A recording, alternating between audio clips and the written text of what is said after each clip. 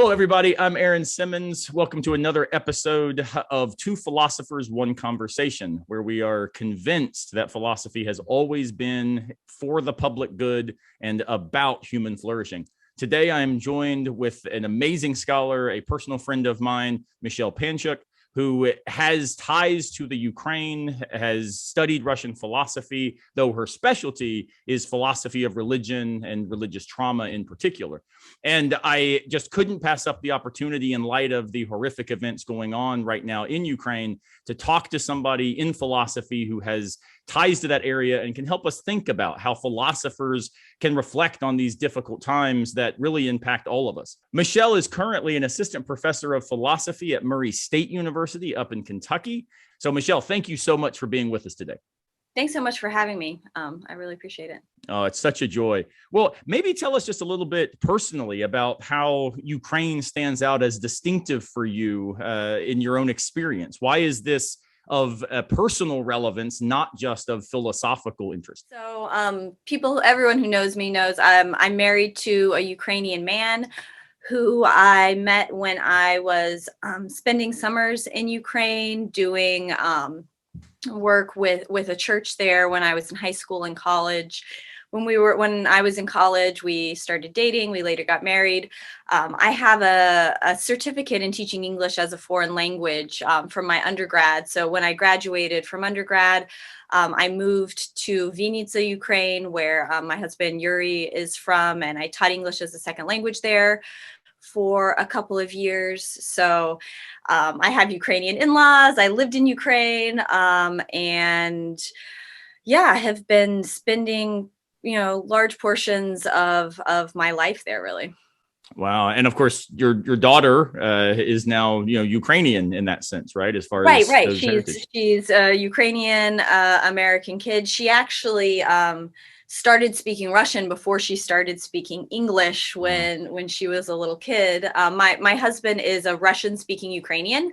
Okay. So when he was growing up in the Soviet Union, the Russification of Ukraine under the Soviet regime had a big impact. And so the school in his area where he was going to school was a Russian-speaking school. His mom speaks Ukrainian as her first language. His late father spoke Russian as his first language. So, he was growing up speaking both, but that's what we speak to each other, and that's what our daughter speaks. Wow. And of course, if Heidegger is right, so that language is the house of being, it shapes what meaning means for us. It shapes how the world confronts us. Yeah, absolutely. And to kind of go back to Heidegger's point, we definitely feel that. We feel like we're speaking to strangers when we speak to each other in English. Wow. Because our relationship is in Russian, so to speak. Tell us a little bit just about, your family there. Are they okay? Have they made it out of the country? Are they staying to fight? What's the situation,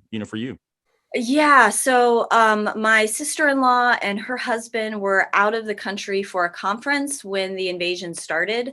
And the Ukrainian community there in Latvia invited them to stay. There was an empty apartment that had been a parsonage at one point.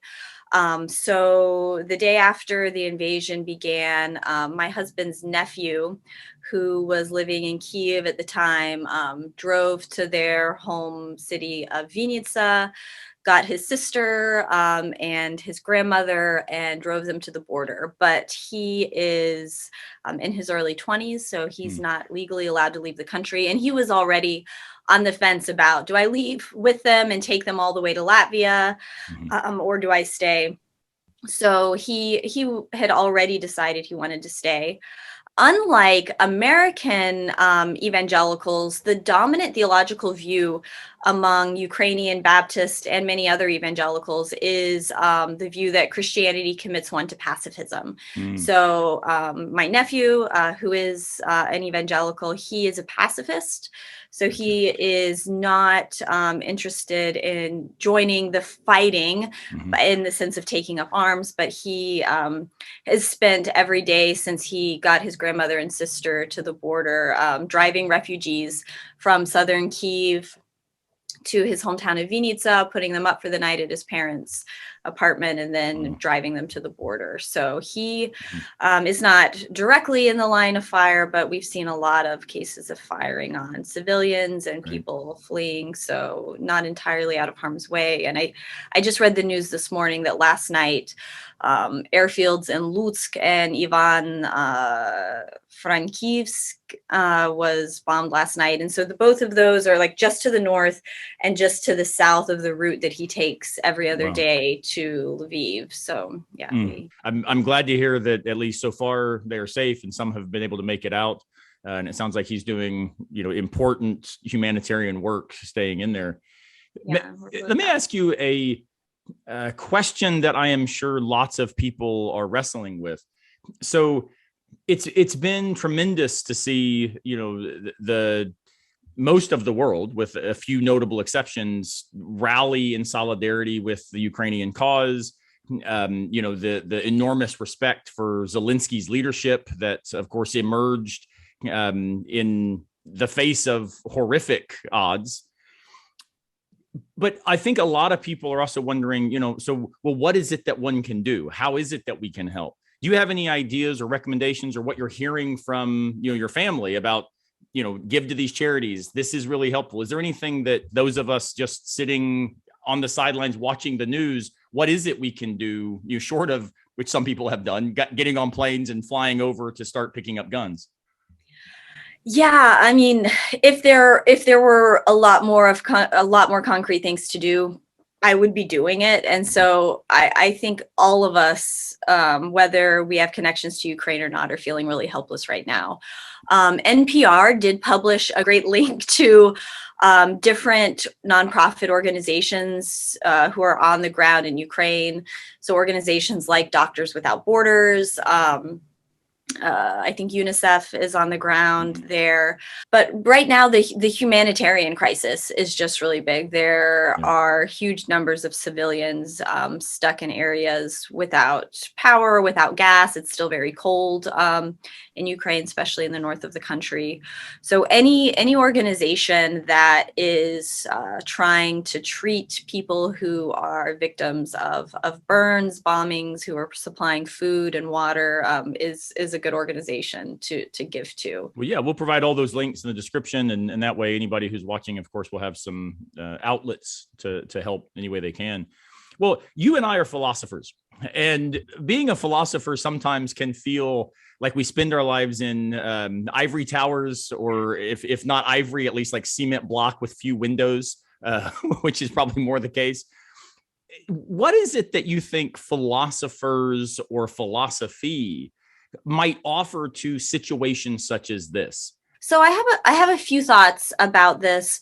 One is that as something that we've seen over the past maybe 8 years, is the influence of media and propaganda and how we think about world events. Mm-hmm. So one of the most difficult things right now, I think, for many of us is reading the news, going on social media platforms like Twitter and being bombarded with two very different, diametrically opposed narratives about what's happening in Ukraine. And it can be very confusing, especially for someone who hasn't been to Ukraine, hasn't lived in Ukraine, doesn't know people on the ground there, to sort through that and know what the truth is. Even for someone like me who does have connections on the ground, who can read in both Ukrainian and Russian, I still struggle to sort through these different narratives, just like it's been so hard to get reliable information about the pandemic and know who to trust when you have scientists saying one thing and the CDC saying another thing, and conservatives and liberals saying three other things. And so I think philosophical work on propaganda, so I think of like Jason Stanley's work on this, but also feminist epistemology on things like gaslighting and epistemic injustice and testimonial injustice, I think can help us think about who gets to speak, whose testimony gets heard, and what narratives get left out. And one of the things that I think we're seeing a lot in Russian propaganda on social media is the use of morally good and true points that those of us who are concerned with the common good and not just with atrocities in Ukraine, but atrocities in Yemen and in Palestine are going to be drawn to, but then that subtly introduce falsities or distortions into that narrative. Right. So, for example, a popular meme that has been going around created by Redfish, which is widely known to be a so-called independent news source that's actually has close ties to the Kremlin, has a map, and it says missile strikes over the past 48 hours. And so it shows missile strikes in Yemen, it shows things in Syria, it shows things in Ukraine. And then it says, we should be opposed to war everywhere. And that's true. And I believe that. And I'm committed to this. So people who know me know that, I talk about the atrocities happening in Palestine and Yemen on a regular basis. But what is also included in this is a minimization of the missile strikes in Ukraine. So it says like a few dozen missile strikes in Ukraine, when in fact it's been over 700 since the start of the war. It talks about Israel's missile strikes on Syria and ignores the fact that hundreds of missile strikes since 2015 have been inflicted by Russia. And we actually have really good evidence that they were intentionally targeting hospitals, as they have done in Ukraine. And so I think philosophers are particularly well equipped to say truth matters, and it matters a lot. But the social identity of a speaker and the investments we have and the reason we have for communicating certain truths at certain times also matter for this conversation. So I think one of the questions we have to ask is not just, is it true that we should care about missile strikes everywhere, but what investment does Russian have in this kind of whataboutist fallacy that you shouldn't be as upset as you are about Ukraine because there are other things to be upset about. And the truth is, we should be really upset about all of these things, and working for relief efforts everywhere. What do you say to the person who, about bombings or about propaganda or about the pandemic, whatever the issue, they say everything is just reflecting some perspective. All perspectives are politicized. So what we're seeing is a kind of, crisis of truth itself. More and more and more, I'm actually hearing reflected in just popular audience Facebook discussions, conversations at church, at the Walmarts, overheard in the lines. Truth is just, a fiction. It's just it's all just politics. It's all just propaganda. How is it that we fight that broader narrative that it's not just knowing who to trust, but no one is trustworthy? Yeah. So one of the things that I think a lot about is the way that, yes, we are all embodied and we are all coming at mind-independent states of affairs from a particular perspective.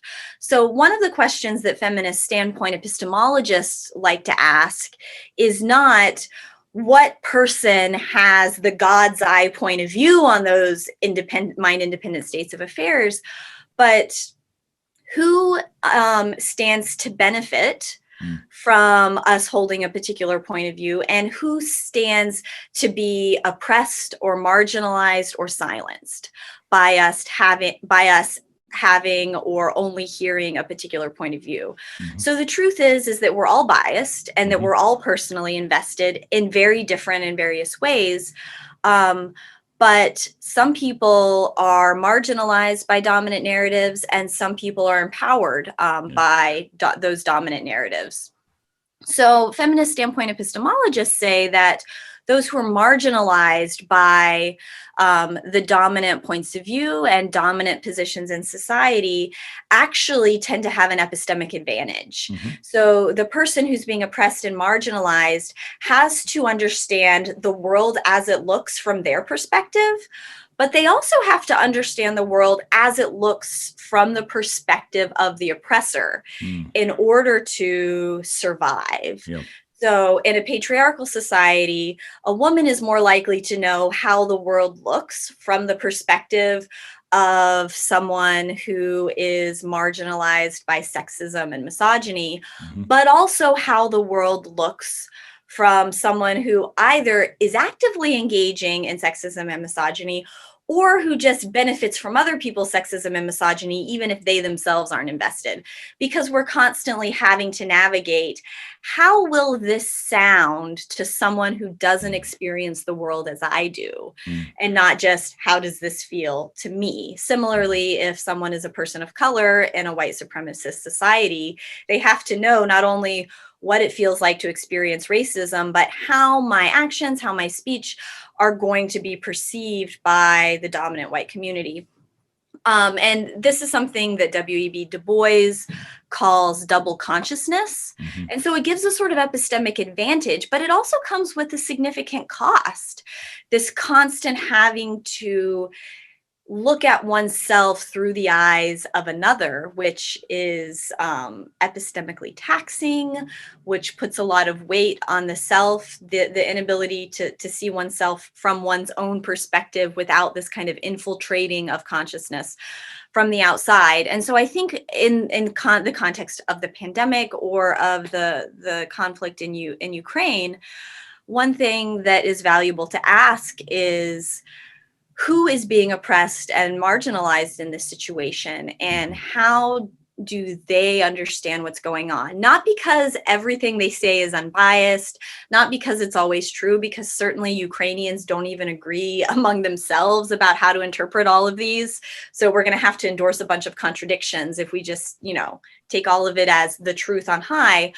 But to recognize that as someone who has been invaded, who has been for the past 2 weeks actively and atrociously oppressed by a foreign invader, that they do have this kind of dual perspective that the Russian invaders just cannot have in virtue of their position. It's interesting because, of course, in that answer, you're distinguishing between those in power and those oppressed by power.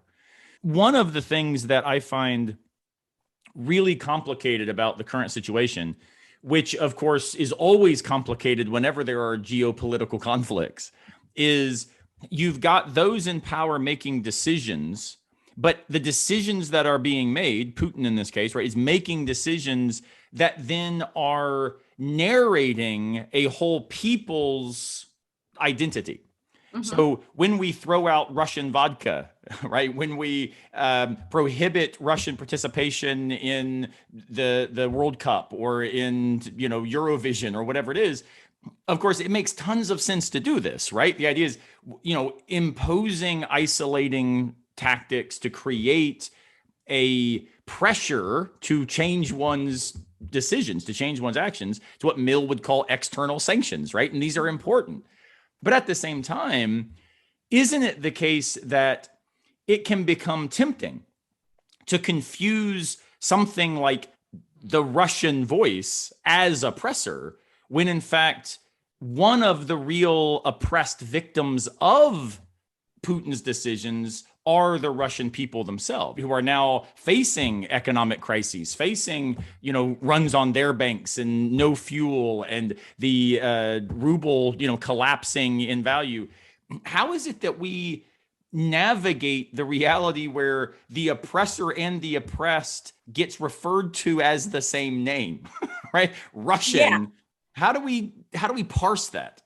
Yeah, I mean, how you parse it is incredibly important to avoid, right, further oppressing people who are already suffering. And so I think one important thing to distinguish is obviously Russian political leadership from the Russian people. Those are not the same thing, right? And of course, as a left-leaning American, I'm quite adept at making this distinction, right? Right. I'm an American, but I did not endorse Trump. Yeah. I'm an American, and I don't really endorse much of Biden's administration either. And so I'm quite good at realizing, like, yeah, Trump is in America, Biden is in America, America is something different. And I think we have to do the same thing in Russia. Putin is not the Russian people. Putin is the president of the autocratic leader of a nuclear superpower. And so I think it's really important to distinguish those things, and even to distinguish between, so I don't know the exact numbers. It's really hard to find out the exact numbers of average Russian people who support the war and who don't, especially with the new laws that Russia has passed. I mean, it carries a potentially 15-year prison sentence to publicly call the invasion of Ukraine a war and so forth. So Russians on the ground have strong motivations to say that they endorse the war, whether they do or not. So I have no idea how these numbers play out, but no matter how they play out, even those who genuinely in their heart of hearts support the war, they're supporting a war from the position of a group of people who have been subject to state propaganda to a significant degree for a really long time. And I think that is a morally significant kind of mitigating factor when we think about like who's at fault here. So yes, the Russian woman down the street who wants to sell you pierogi did not invade. She may have a grandson who dies in Ukraine because of the Russian invasion. So I think making that distinction is important, even if we still end up at the end of the day saying, yes, these sanctions are important. And yes, average Russian people who are completely innocent are going to suffer as a result. Although, and this is something we can talk about a little bit later, I do think there's an important story to tell about why the propaganda narrative that Putin and others in working on Russian propaganda are spinning, why it has this kind of purchase in the kind of social consciousness of the country, even if we can't really say how many people it actually has purchase with. Maybe speak a little bit about why this propaganda has been so effective for so long. Yes, that this is something that I know a little bit about. And again, I want to flag that I'm not a historian. I'm not a political philosopher or a political scientist. I'm just someone who studies this one, or has studied this like one small area of Russian intellectual history. So take all of this in that context. But I saw an article, and I disagreed with the orientation of the article and the person who wrote it in a lot of different ways. But I think that they were right on this, that you cannot understand Putin's narrative without understanding that this is a religious war. And I don't think it's true that it's a religious war, but I do think that it's a war that has important religious aspects of the propaganda justification. And I think this goes back even like longer than decades, but centuries. Wow. So if we go all the way back to 1492, so to put this in historical context, 1492 is when Columbus sailed the ocean blue, right? Mm-hmm. So in 1492, the same time that we have the beginning of kind of European colonization in the Americas, a Russian Orthodox priest, Zosima, is saying that God has raised up the Tsar to be the leader of the Christian world, to inherit the religious leadership of Rome and the Pope. And so then you have about 50 years later, you have this other thinker, Philotheus, another Russian thinker in the early 16th century, who calls Moscow the Third Rome. So in particular, he says, so know, pious king, that all the Christian kingdoms come to an end and came together in a single kingdom of yours. Hmm. 2 Romes have fallen, the third stands, and there will be no fourth. No one shall replace your Christian tsardom. Now, do I think that the average Russian today thinks that Moscow is genuinely the third Rome? No. The same way that the average American doesn't believe that America is literally the city that God set on a hill, or literally believes in manifest destiny. But if you ask the average American, is America special? Mm-hmm. Do we have this special role to play, like morally in the world? Absolutely. You know, that's a narrative that has purchase. Similarly, this is a narrative that has purchase in Russia, that Russia has an important geopolitical and religious role to play in world history.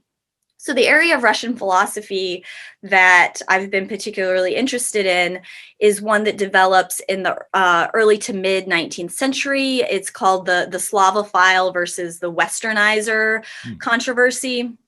And it starts out in the 1930s when a Russian philosopher, Pyotr Chadaev, publishes his philosophical letters. They're actually published in French, not in Russian, because Russian high culture is highly influenced by French culture at this period. So this is why, like, you read Dostoevsky in the original, and then there are just pages and pages in French that I can't read because I don't read French. But he publishes these letters and he says, Russians have no culture. We're a completely uncultured, kind of backwoods people. And this makes Russians very, very unhappy, right? He ends up being put under house arrest under the accusation that he's insane. And so he later publishes The Apology of a Madman. And in this, he said, I mean, apology in the sense of not I'm saying sorry, but I'm defending myself, like, you know, Plato's apology. And he says, you know, what I mean by this is not that because we're backwards, we're worse off than everybody else. Rather, I'm saying Russia is a blank slate on which God wants to write this great story, and in particular, make us leaders in the world going forward. Why? So Chadaev has this epistemological point of view where you have not only like moral experts, but you have epistemic experts. The way truth gets to the masses is not that the average person engages in this search for truth. You have a epistemic leader that has some sort of special epistemic access to the truth that then can disseminate it to the masses. And so on a geopolitical level, Chadaev sees Russia as that specially prepared, specially epistemically gifted leader that's going to lead the world in the future. And this gets picked up with the later Slavophiles, people like Alexei Khamyakov and Konstantin Aksakov and Kuryevsky. All of these thinkers say, like, yes, Russia has this special role to play. And in particular, it's a special role to play against the evils of the West. The West's primary evil in the Westernizer narrative in the middle of the 19th century is that we're too individualistic. And because we're too individualistic, we don't have a concept of community that creates love and solidarity that can really be the foundation of a healthy society. And part of me is like, yeah, there's something to that, right? So there's this word in Russian called sobornost that gets translated as community, which is kind of right, but it's something between community and collectivity and collectiveness. It's from the same root as like collect or gather. Cathedrals, churches in Russian are called sobor, which is again the same root. It's where people are gathered. And the idea that like the Russian village, the Slavic village called the mir, which is the same word for world and also the same word for peace, and also like the village the village council, maybe. Like, this is where community is formed. This is how we care for the common good.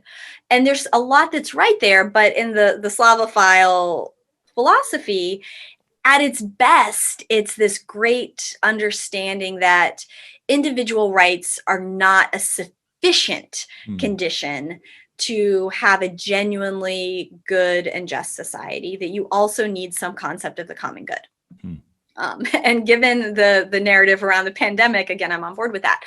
At its worst, though, someone like Aksakov says, not only are individual rights unnecessary if you have a robust enough concept of the common good, they're positively evil. Right? Any attention to the individual right is necessarily a threat to the collective. And so someone like Khamyakov thinks that, because he doesn't go as extreme as Aksakov, he thinks that the Russian or Slavic Orthodox Church, because it is not primarily interested in theology and propositional attitudes and all of the sorts of stuff that we see today and kind of American philosophy of religion, but is more interested in,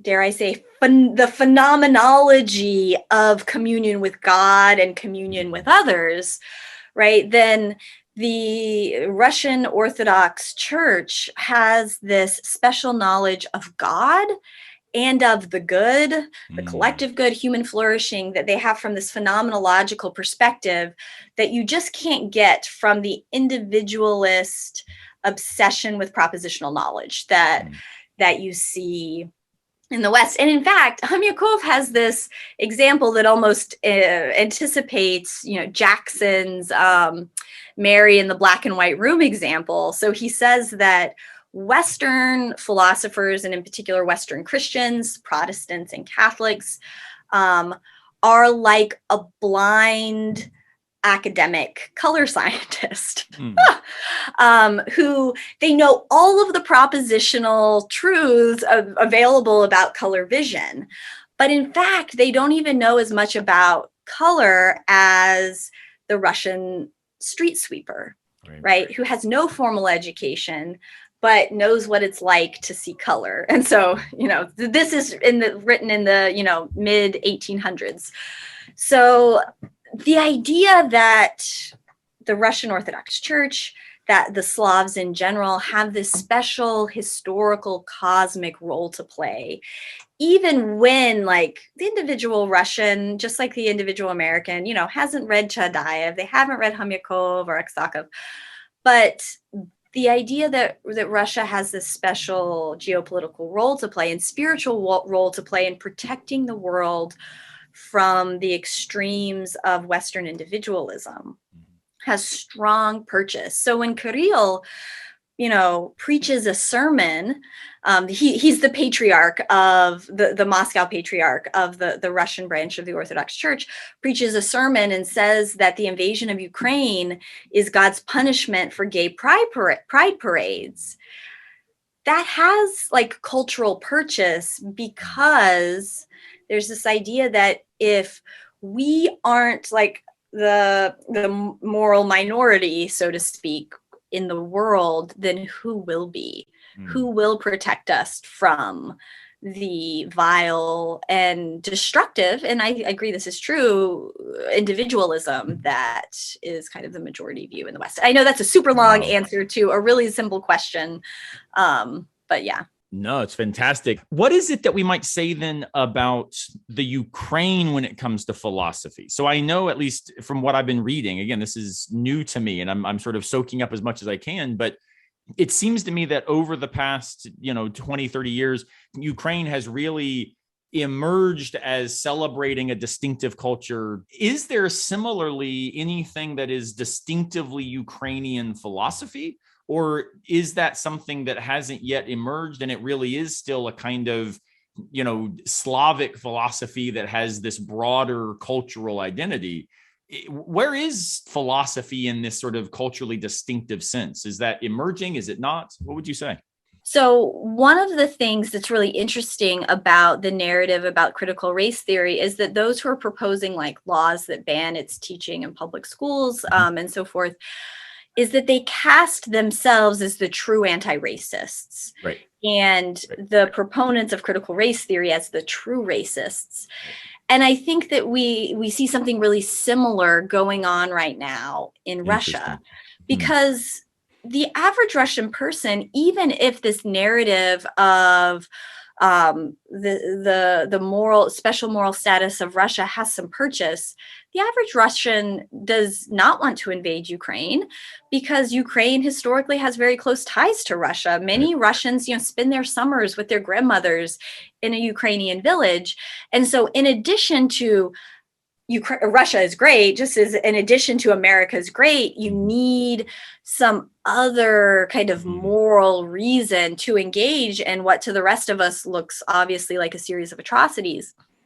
And that is to cast Ukraine as the real oppressors and the real racists. Now, does Ukraine have a problem with far-right movements and with neo-Nazism? Yes. And we see this across Europe right now, that Europe has a serious problem with far-right movements. I mean, just like the rest of Europe, and just like the US has a problem with far-right neo-Nazi movements.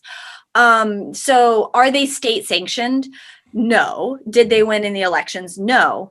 Has Zelensky, prior to the invasion of Russia, been criticized by human rights groups in Ukraine for a failure to crack down on expressions of far-right and neo-Nazi views in the military? Yes, he has been criticized for that. So while the number of pictures is disproportionate to the problem, you will see pictures of soldiers in the Azov battalion with swastikas on their gear, and it's horrific. And Zelensky absolutely is at fault for not cracking down on that. The best I can tell, anti-Semitic hate crimes are down in Ukraine over the past decade. And I haven't seen any evidence that makes me think there's any genuine oppression of Russian speakers or ethnic Russians in Ukraine. My husband is a Ukrainian Russian speaker. But, I mean, there is a genuine problem that then gets picked up to cast Ukraine as the oppressors and Russia as the liberators of the oppressed in Ukraine. That's really important for the already existing narrative of Russia as the moral exemplar to then be sufficient to cover a full-scale invasion of a sovereign nation. And I think that's really important. Just like banning critical race theory, it has to be racist, and those who want to ban it have to be the vanguards of anti-racism in order for that to work. I just shared on Facebook earlier today, a bookstore in St. Petersburg has their books of the month up. Well, it's illegal to say anything directly about Ukraine, but their books of the month are Orwell's 1984, Ray Bradbury's Fahrenheit 451, and Yevgeny Zamyatin's We. And so it's a kind of resistance, and it's the kind of resistance that Americans have rarely, well, let me rephrase that. White Americans have rarely had to engage in this kind of really subtle, this kind of more subtle, careful resistance that kind of sticks it to someone without necessarily subjecting oneself directly to violence. Now, I think oppressed communities and underrepresented communities in the U.S. have been engaging in this sort of resistance for a long time. But it's a certain kind of courage, and it's something that I really respect. To jump back, though, to your question about Ukrainian culture and philosophy,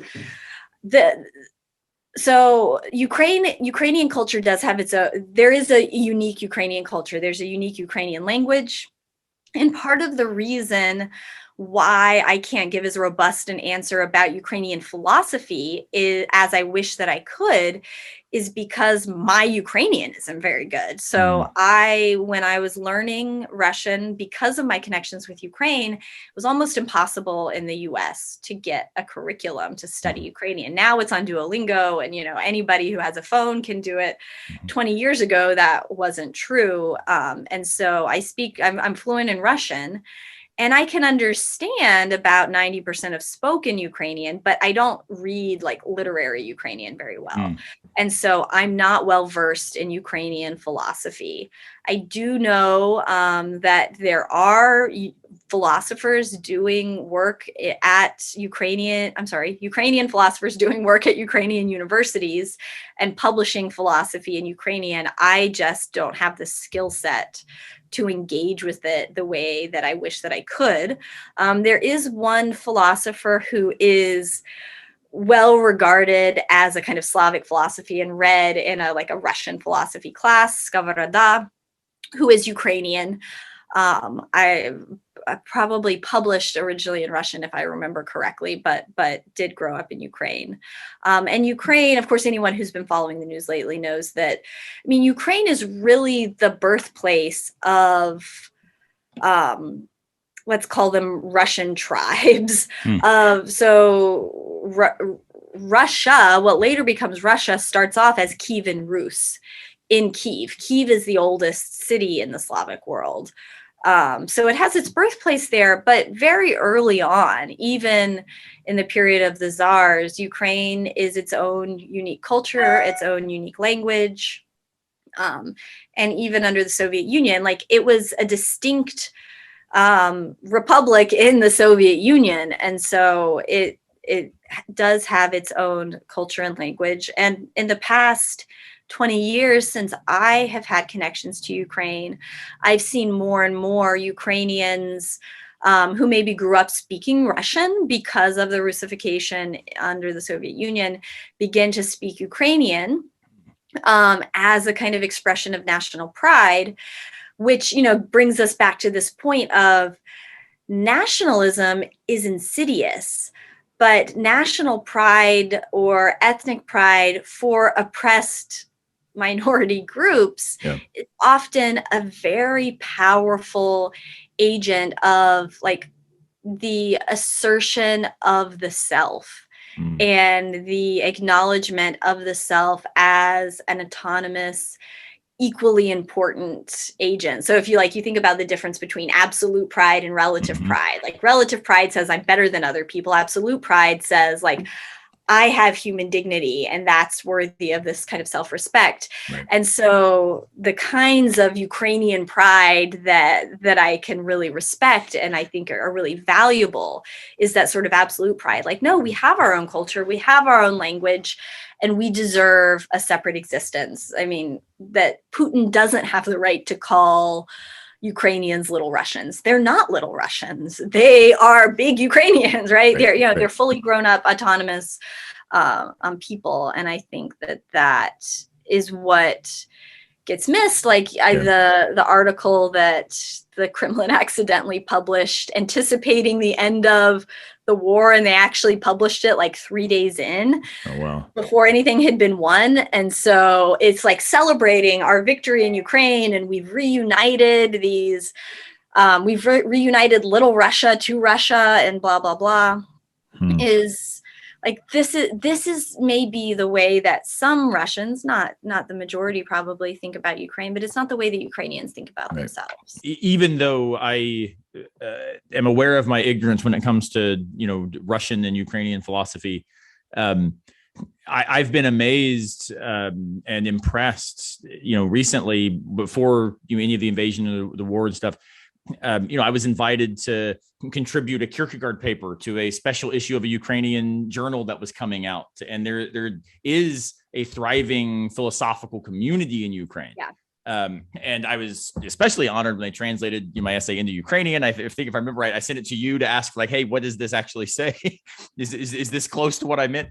And unfortunately, I sent them an essay that had all these English idioms as part of the philosophy, which was the stupidest thing in the world to write for a translated essay. So yeah, I mean, and I've actually reached out to some of the philosophical colleagues there who have responded and said, hey, here's ways you can help, and we're doing the best we can and trying to keep our heads up. And so thinking about Ukrainian philosophy as a distinctive cultural phenomenon should not in any way, minimize the fact that there are philosophers in Ukraine doing amazing work, even in traditional ways, on things like Kierkegaard, right? Which is where I had engaged these scholars.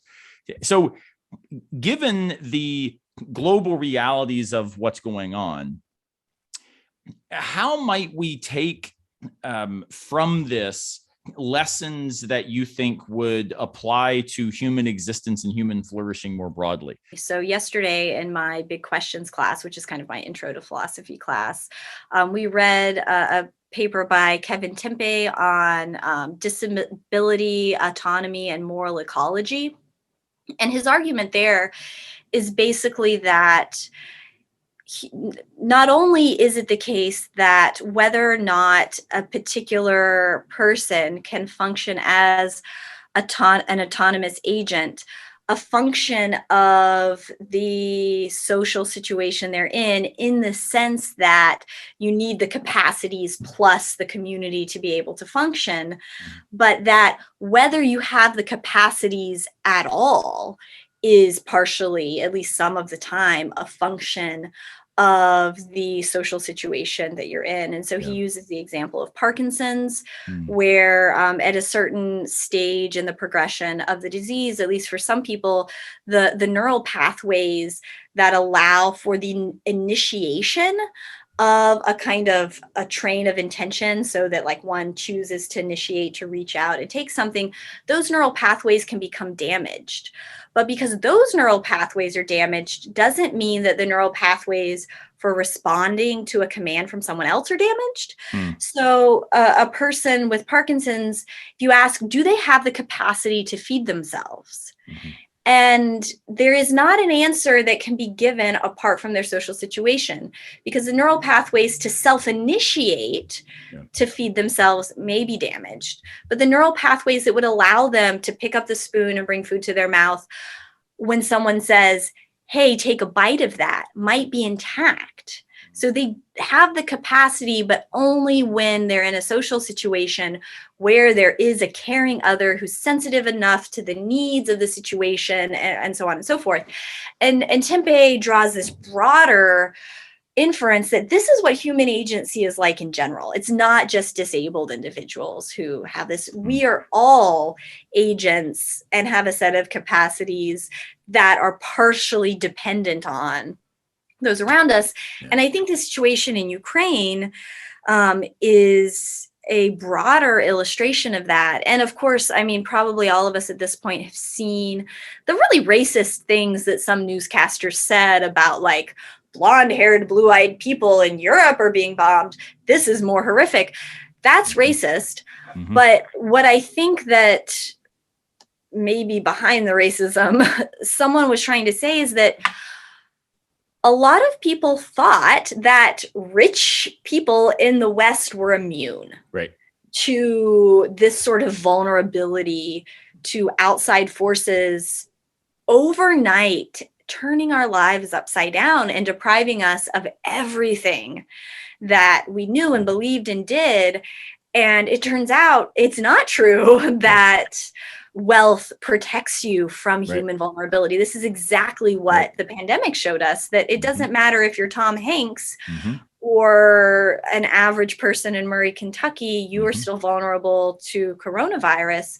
Similarly, it doesn't matter if you live in Yemen or Palestine or Ukraine, you are vulnerable to the actions of others. And so I think this recognition of the very thing that the Slavophiles were right to say in their philosophy, that individualism all by itself cannot totally win the day. I mean, I do believe in individual rights, and I do think that the individual matters, but the common good matters too. And we're not gonna have a great 21st century if we live our lives as if our neighbor doesn't matter, to think that we can thrive apart from our neighbor next door, our neighbor in Mexico, our neighbor in Ukraine, our neighbor in Russia, our neighbor in Yemen, without their thriving too. So that's really probably the biggest takeaway, and the thing that I keep coming back to over and over again. And it's kind of ironic that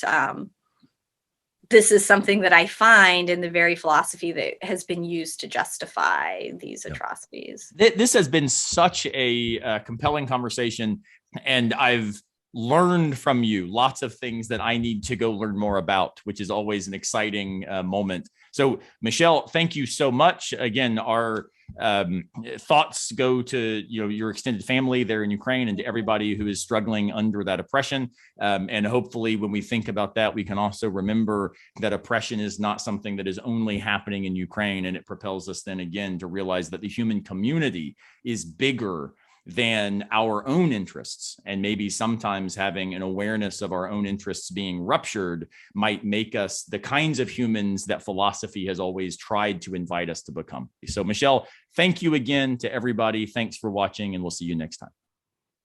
Thanks, Aaron.